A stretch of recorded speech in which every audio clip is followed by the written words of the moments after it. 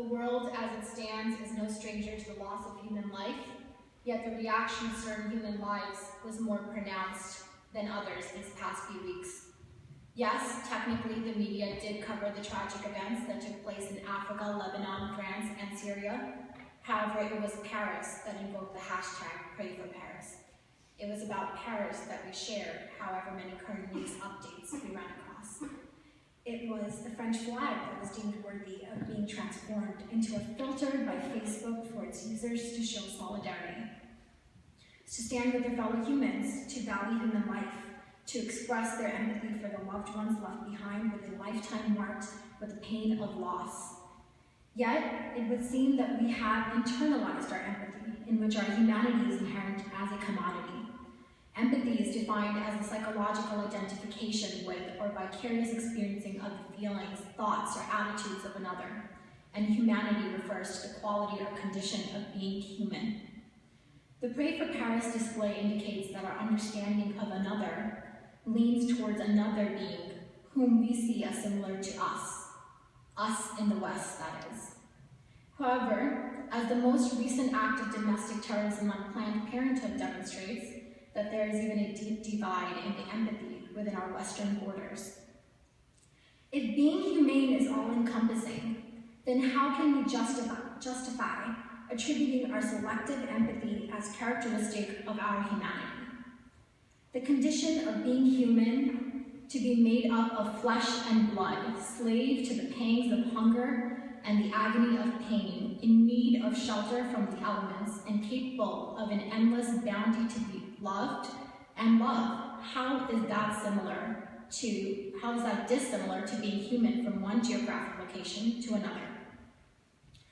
The late American writer and filmmaker, teacher, and political activist, Susan Sontag states in her work regarding the pain of others, that innocence of unhumanity is a badge of ignorance or emotional immaturity.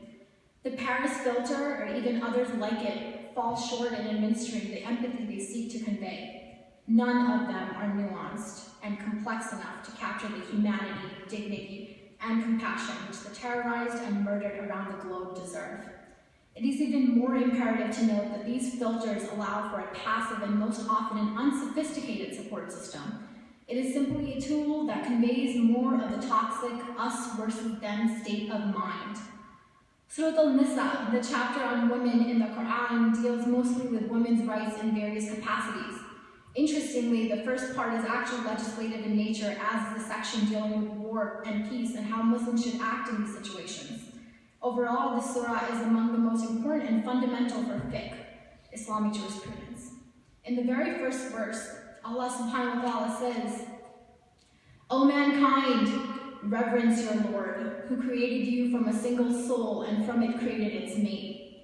The verse indicates the kinship of all human beings, as they are created from the same soul and mate. Ultimately, it is a divine imperative to recognize one's responsibility to all human beings.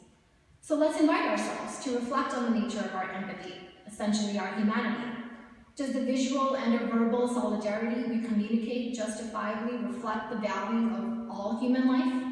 I urge us to question the depth of our knowledge on the history of these areas of tragedy currently being given presence on every form of media outlet imaginable. Does the right thing not always mean it will be the easy thing to do? No. Breaking away from herd mentality requires diligence on our part and, above all, courage to question. So let's check ourselves and inquire, what do we truly know about the humans who occupy and have occupied these current areas of turmoil? How much of what we believe is due to the regurgitations of a figure presented to us in the form of an expert, or what our community, family, or friends are expounding upon? In short, we perceive ourselves as a civilized and the ultimate arbitrators of justice. Per contra, if we are acquainted with our history, we know that who is civilized and what is just is relative. We must remember that the Western civility we cling to stands on the shoulders of fallen civilizations. This past Sunday, the Boston Herald published an article titled, "Why Won't Muslims Call Out Murderous Jihadists?"